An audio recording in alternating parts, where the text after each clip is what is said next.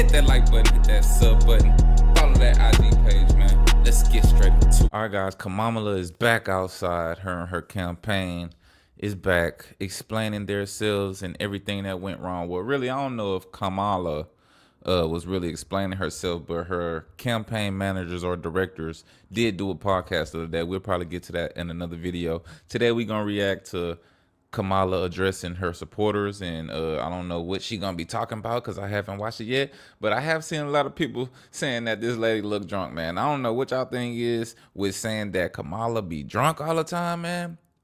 But I don't know, Kamala. Maybe you got to start speeding up the words or talking a little bit more coherent and making points. Something like that, man. I don't know why they keep running with that narrative, but I will tell y'all that it is absolutely hilarious and we're going to laugh at it. Also, before we get to that, we're going to take a look at the legendary Democratic strategist, James Carville, just absolutely going hard, you know what I'm saying? Obliterating Kamala's progressive staffers who kept Harris from doing the Joe Rogan interview.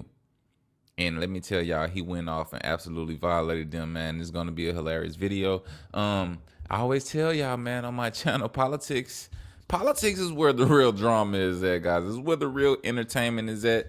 Yes, you know, they're debating a lot of our issues that go on every day in our lives, but let me tell y'all, man, when you really get in tune to what's going on, guys, this stuff right here, man, it's a gold mine. So hit that like button and hit that sub button, man. We're gonna get into these videos, and first we're gonna check out James Carville just demolishing Kamala's team. The vice president was thinking about going on Joe Rogan's show, and a lot of the younger progressive staffers pitched a hissy fit. Supposedly the campaign said that wasn't the term de facto, but they did. When you put a campaign together and you hire young people to do work, let me tell you exactly what you tell these people, what I would tell them. Not only am I not interested in your fucking opinion, I'm not even going to call you by your name. Woo. You're 23 years old. I don't really give a shit what you think. Damn. And let me tell you another. First of all, guys, how do they have 23-year-olds running the Kamala campaign and they don't think it's a good idea to go to Joe Rogan? Like, how out of touch do you really have to be? Everybody know that was the move. Everybody was saying it at the time. That was the move. I ain't gonna lie. Whenever it started being rumors that Kamala might possibly go to Joe Rogan, I almost got mad. I was like, no, that's gonna be the secret weapon for Trump. Why y'all trying to give her the secret sauce? But y'all know Joe Rogan is a real one and he's unbiased. He just wanted to hear both sides of the aisle, man. And Kamala, she made it more about her than about the American people. I agree with this dude. This dude right here is a legend, guys. Y'all know who this is? Look him up. He a legend. Another huge error, huge fucking error this thing, is when people said campaigns need to reflect progressive values. No, they don't. No, they don't. I agree. Campaigns are authoritarian by their nature. Whoa. And if I were running a 2028 campaign, I agree with that, man. Campaigns don't need to be about progressive ideas, man. Campaigns need to be about whatever the biggest issue hurting the American people is at the time, man. If it's the economy, if it's immigration, if it's abortion, whatever it is at the top of the ticket, man, that's what you need to be running on.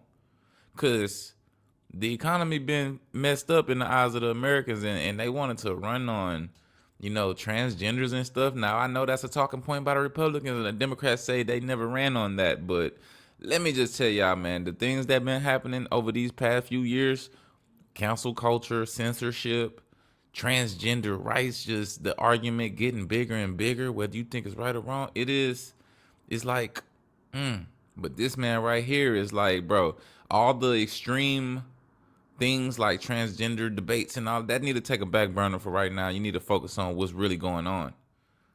Campaign, and I had some little snot-nosed 23-year-old saying, I'm going to resign if you don't do this. Not only would I fire that motherfucker on the spot, I would find out who hired them and fire that person on the spot. I'm really not interested. My boy James said, who the fuck you think you talking to? I'll fire whoever hired you. Don't ever disrespect the legendary James Carville like this. But I agree with him, man. How you gonna have a goddamn 23-year-old telling the legend the right direction to go whenever the campaign is obviously headed in the wrong direction? You telling me that it's a bad idea to go to Joe Rogan and you want me to listen to anything you gotta say and you in your goddamn 20s. Fresh out of school. You ain't even got a master's or PhD, goddamn. You 23 years old. You just been in school for 4 years. Come on, Kamala. Come on, Kamala. That's why they say Kamala was cutting corners. She gave all the goddamn money to these celebrities and fake consultants. She should have been goddamn hiring some geniuses on the team. In your uninformed, stupid, jackass opinion as to whether you go on Joe Rogan or not. Goddamn. My Vice President. nigga was frustrated, man. My boy was frustrated, man. Now we're gonna go over here to the main event you did. Cause Kamala went ahead on and released a little statement, a video, man. They did some type of Zoom call, her and little Tampon Tim over there, man. We ain't heard from these people since, they so-called handed over democracy to a dictator. They handed over democracy to a dictator and everybody goddamn disappeared and left the American people to fend for themselves. They say, you ain't vote for us? Fuck you. That's cold-blooded, man. That's cold-blooded. That's why I knew a lot of y'all was on the wrong side. We're going to listen to Kamala, man. Thank you, Tim. They said she was drunk, y'all. Back at you, brother. You are such an extraordinary leader. She addressing Tim. We ain't even going to react to Tim, old Tampon Tim ass. And we have become lifelong friends. I just, in front of everyone, I want to thank you, Tim. She knows she ain't talked to Tim in a month. She ain't talked to Tim all month, man. The fuck? You lead with courage. You lead with heart. You see the people. You care about the people. You believe in uplifting the dignity to which all people are entitled, and you do it and you have a sense of fun when you're doing it. Oh my God! But bro. You are an extraordinary leader, and obviously the people of Minnesota are very, very lucky to have you there. But you are a national leader. Man, he barely won Minnesota, man. Stop, miss me with that, man. And get to the point, man. That's the thing about Kamala Harris. She always like to repeat the same thing over and over in different words. Like, okay, he's a great guy. Minnesota loves him. What about the 1.4 billion? And a dear friend, and thank you. Noel, thank you for your work in Pennsylvania and all that you did for our campaign. Man, y'all lost Pennsylvania. Let me just say to everyone on this call, I am so grateful for you. Oh my God. And I'm so thankful to you. Wow. I'm thankful for your love of our country and your willingness to put the work into it. I'm thankful for the faith that you put in me and Governor Walz and our team. And I am thankful because I know they put in was your faith. Character is such that you're not going to get knocked down. And you're in this fight. And you're in it for all the right reasons. And I know that about you. It's why you're part of this call right now and all the work that you did over those. She about to ask these motherfuckers for some more money, man. Y'all know they still sending out text messages and emails asking for some money. Lady, nobody voting for you in 2028, man. Go ahead and run for governor, goddammit. You just came back from Hawaii.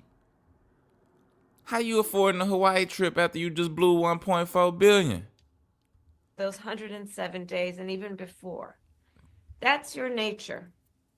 And the outcome of this election obviously is not what we wanted. It is not what we worked so hard for. Tell me about it. But I am proud of the race we ran.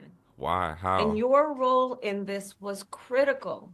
What we did in 107 days was unprecedented. Think about the coalition that we built. And we were so intentional about that. It was intentional because it was fake and it was orchestrated. That's like they tell you right there to our faces, guys. It was fake excitement. It was intentional excitement. It wasn't organic. Let's not forget, man, everybody allegedly didn't like this woman. She allegedly had low numbers in the polls and the approval ratings, man. I ain't make that up. You telling me Biden got cooked in a debate? You would hear me? And endorsed Kamala? And all of a sudden, she was the most popular black woman on the face of the earth? She brought Beyonce out. That ain't normal, man. We talk about it all the time. Being a daughter of parents who are active in the civil rights movement, I know and believe that the best movements that are about progress in our country mean that it's leaders that we are dedicated to the coalition, to bringing people together that seemingly have nothing in common, but have everything in common. A coalition where we bring people together based on a deep love of our country and our understanding that the strength of our country will be a function of our willingness to put in the work. Now, you know why this is a load of crap right now, guys?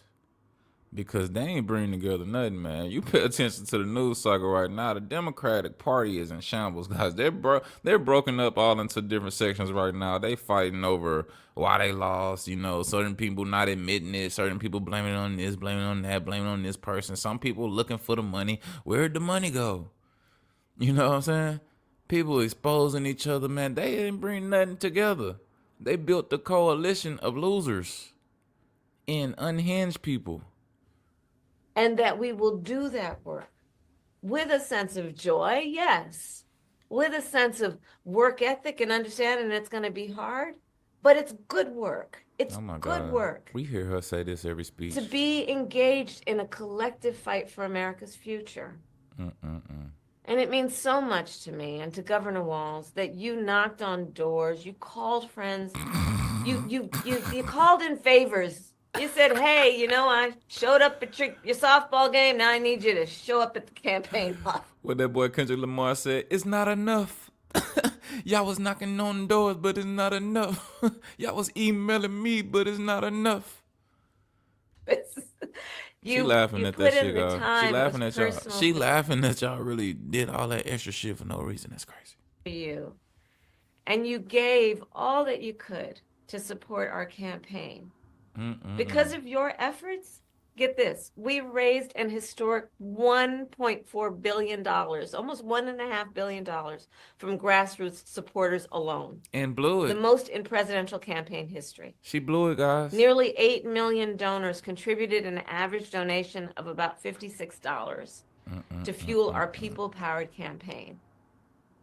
And now imagine going to work every day as a hard-working American. You out there just working hard, blue-collar worker too. You out there supporting Kamala. You know what I'm saying? She just said the average donation from the American was $56, man. So you done went up there and gave 60. You feel me?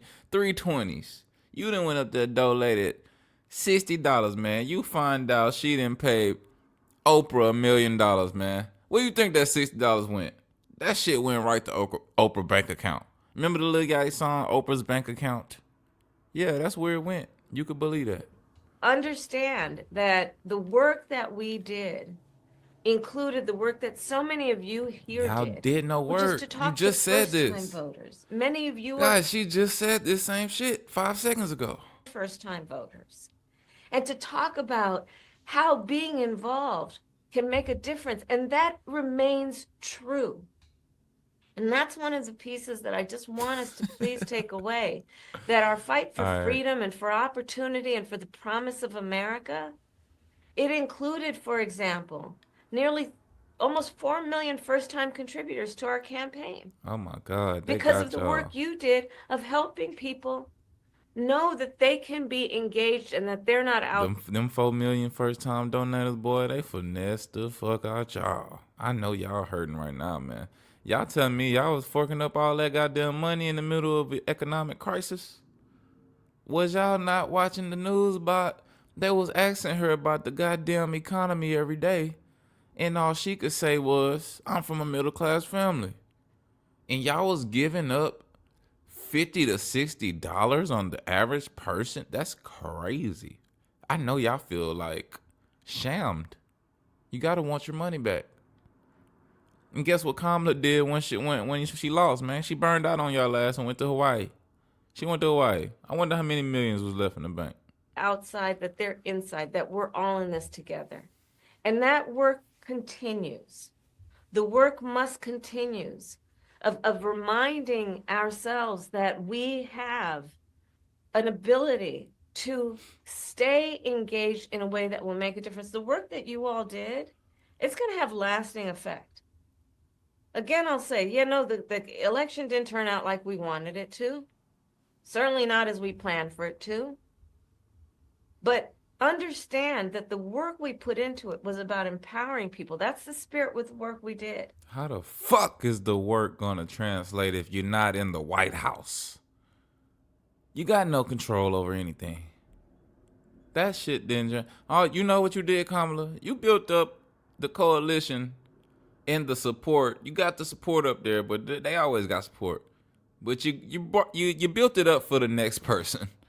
Hey, you built it up for the next person, man. What you did is they definitely ain't about to choose a goddamn black woman or probably a woman for a long time after you and Hillary get the fuck out the way, man. They getting tired of y'all. They getting tired of y'all wasting their runs. Our spirit and our work was about saying that it is a strength that we each have to lift people up as opposed to beating people down. It is a strength we have that has lasting effect. So all that work that you did that was about engaging with other people, engaging with perfect strangers and in their face seeing a neighbor, that has lasting effect. It reminds people that there are leaders like you who care and will bring us together. Who's she talking to, And man? Sometimes in the darkest moments, people lose faith in that. That's crazy. Are there people out there that feel that way? And you reminded people that yes, there are. And there are a lot of us. And that strength cannot be taken from us. That is our strength. It cannot be taken from us. So listen, as I said the day after the election, I still strongly believe the light of America's promise will burn bright as long as we never give up and we keep fighting. And the fight that fueled our campaign, a fight for freedom and opportunity, that did not end on November 5th. A fight for the dignity of all people, that did not end on November 5th. A fight for the future, a future in which all people receive the promise of America. Y'all know the crazy part, guys? I'll skip ahead, man, because she is goddamn going on. But as you've heard me say many... The crazy point is, man, they want to talk about this shit ain't over on the... Man, y'all told us the goddamn country was about to end if Trump got elected. Y'all said democracy was over and we was all about to be in internment camps. I'm black. Y'all said I was about to go back to slavery. Y'all lied to the American people, and that's the point, man. That's why all this shit she just said, she didn't even say shit, guys. She didn't even say shit, man. I had to read this goddamn... This was exactly painfully cringe. You know what I'm saying? How did she end it? The people you love and who love you, as you know, I encourage you to be around family in whatever way you compose that family. Oh, now y'all want us to go to the family crib on the holidays. Now we can go back. But to take a moment and just reflect on all the good you have done. And all right, man. She started that shit, how she ended that shit, man.